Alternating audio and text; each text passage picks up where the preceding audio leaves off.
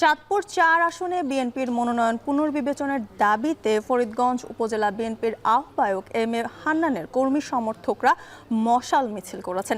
এ নিয়ে আরও জানাতে ফরিদগঞ্জ উপজেলা থেকে যুক্ত হচ্ছেন সহকর্মী তালহা জুবায়ের। তালহা, সেখানকার বর্তমান পরিস্থিতি কি জানাবেন? সেই সাথে আরও জানতে চাই যে প্রতিদ্বন্দ্বী প্রার্থীর কর্মী সমর্থকরা পাল্টা অবস্থান নিয়েছেন কিনা।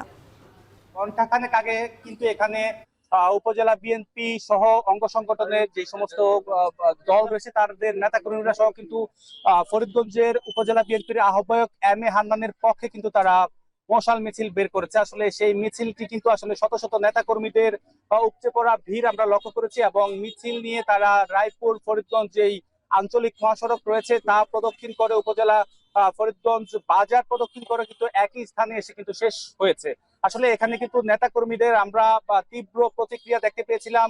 তাদের যেই দাবি তারা কিন্তু আসলে সেই দাবি নিয়ে বিগত কয়েকদিন যাবত কিন্তু লাগাতার কর্মসূচি তারা পালন করে আসছে এবং নেতাকর্মীরা যেটা বলছেন, চাঁদপুর ৪ আসনের এই উপজেলাতে যাকে মনোনয়ন দেওয়া হয়েছে বিএনপি থেকে, আসলে সেই দলীয় মনোনয়ন কিন্তু তাদের পুনর্বিবেচনার কিন্তু দাবি জানিয়ে আসছেন এবং নেতাকর্মীরা বলছেন বর্তমানে যাকে মনোনয়ন দেওয়া হয়েছে আসলে তিনি কিন্তু দলের সাথে সম্পৃক্ত নেই বলে কিন্তু তারা অভিযোগ করছেন এবং এই কারণে কিন্তু আসলে তারা তাদের যে কাঙ্ক্ষিত প্রার্থী রয়েছে তার পক্ষে কিন্তু আসলে তারা লাগাতার কর্মসূচি পালন করে আসছে। সেই কর্মসূচিতে আমি দেখতে পেয়েছিলাম উপজেলা বিএনপির পাশাপাশি উপজেলা যুবদল, ছাত্রদল সহ কিন্তু অঙ্গাঙ্গী যারা রাজনীতির বিভিন্ন রাজনৈতিক নেতৃবৃন্দ কিন্তু অংশগ্রহণ করে যাচ্ছেন।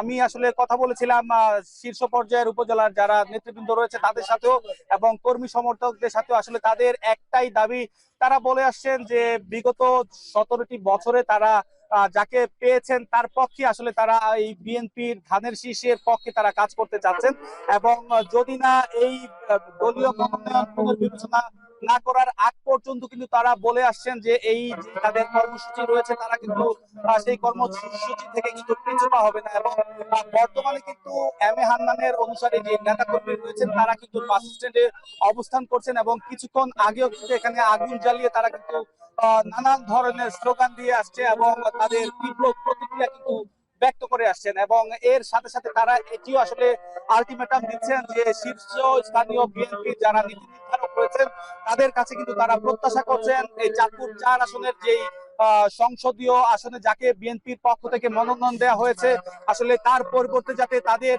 নেতা এম এ হান্নানকে আসলে যাতে মনোনয়ন দেওয়া হয়।